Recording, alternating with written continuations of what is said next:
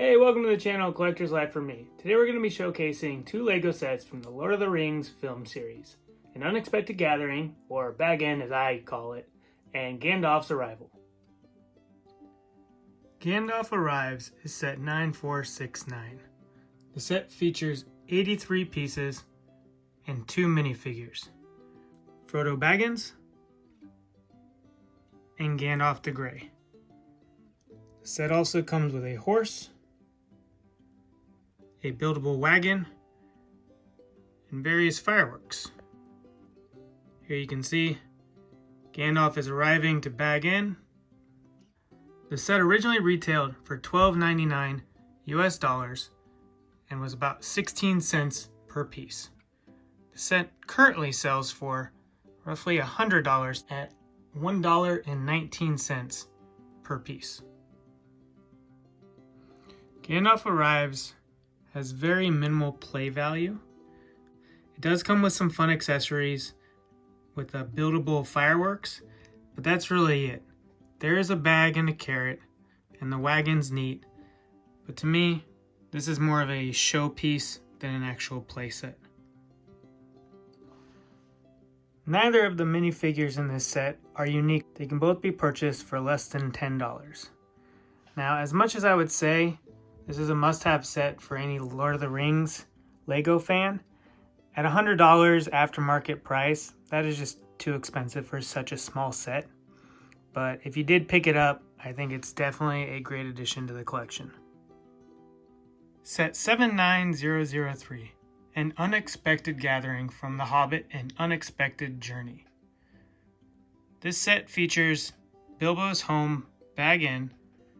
It's 652 pieces, retailed for $69.99 US at about 11 cents per piece from its original retail.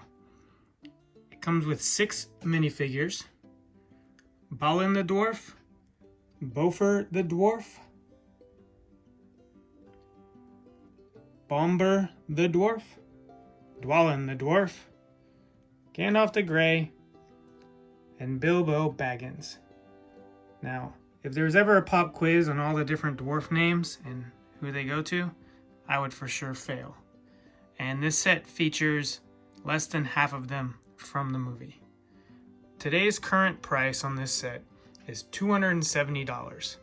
It is appreciated nearly 4 times in value and goes for about 41 cents per piece.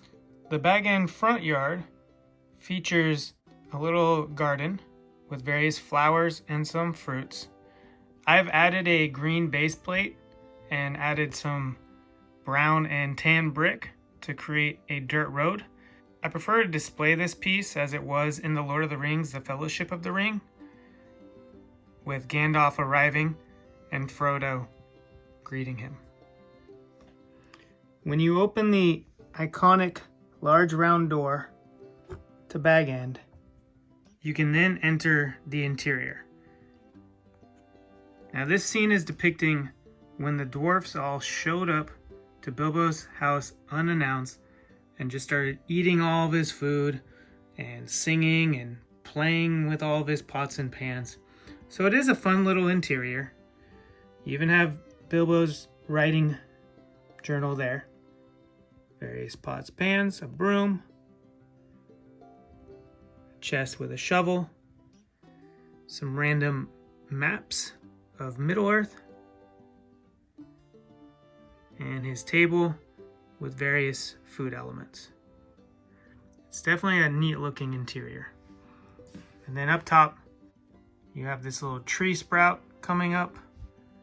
Most of the pieces are green and brown. A closer look at the minifigures.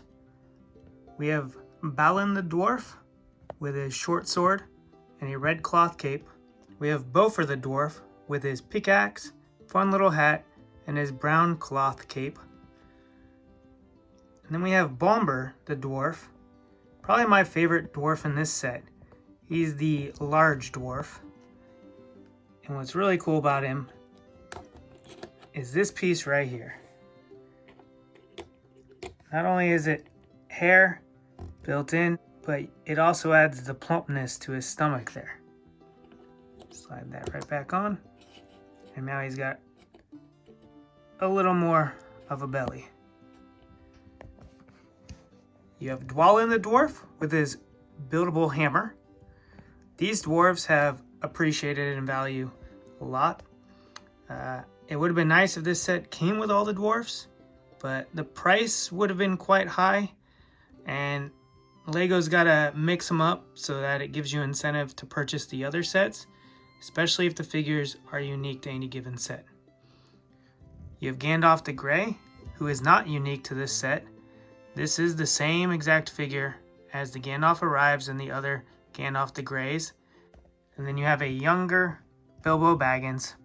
You can see the stress on his face, knowing that the dwarves have showed up and they're eating all of his food. And there he is, holding the One Ring. As far as playability goes, Bag End is a nice home. You can arrange the figures in different scenarios. Beyond that, there's not too much playability. The roof does come off, giving you a little more room to work if you really want to create a fun scene or get access to some of these other accessories easily. But it's actually not really an element that changes the build too much. As with Gandalf's arrival, to me this is a showpiece and is great on display. An Unexpected Gathering features 2 instruction booklets with the same art that is on the box. I no longer have the packaging. Probably should have kept it, but I didn't. And then there's a smaller booklet for Gandalf's arrival. One of my favorite aspects of the Lord of the Rings instruction booklets was at the very back of their pages, they have multiple pages that depict every minifigure in the series, as well as the sets that they're included in. So even though these are older Lego sets, I chose to do a little showcase on these because Lord of the Rings is relevant again here in 2022. The new show, The Rings of Power on Amazon, I think it just wrapped up this season. I do plan to watch it. I've watched a couple episodes, but I'd rather watch it in its entirety, sit down and binge it. I wish it was more like the movies where you could just watch it uninterrupted. They did make it a TV series, so I don't prefer that, but it is what it is. As well as there is some news that they're going to bring back some Lord of the Rings themed Lego sets in 2023. I haven't looked too much into the spoilers on that, but I'm excited. Looking back when the original Lord of the Rings Lego sets were being released for all the movies, and then the Hobbit sets, I wish I had bought all of them. I didn't. I passed on some. It was based on preference at the time. I probably could have purchased all the sets, and I just didn't. And seeing how much these have appreciated in value and how much demand there is for some of these sets, especially Bag End. I mean, this set, 4 times in value for a $70 set is that's a big jump. That's a big percentage increase. I'm not saying I would spend that much today, but I think it's a set that, for me personally, I actually got to go to New Zealand and tour the Hobbiton on the North Island. Amazing. If you ever get the opportunity, do it. It's when we were there, it was years back, but when we were there, they were building the bar, the restaurant, so we didn't get to do that.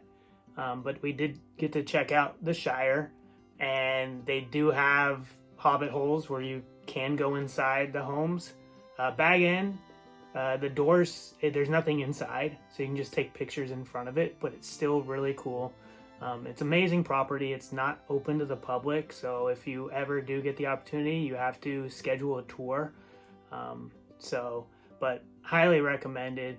And for me, every time I look at this on display, it reminds me of that time and that adventure. And that's really what Lord of the Rings is all about. You know, it's about adventure.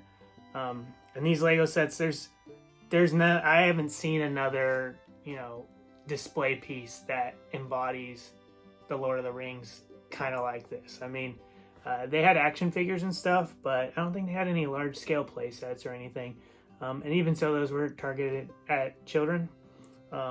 but this is probably one of my favorite Lego display pieces, and I would have really regretted it if I'd missed out.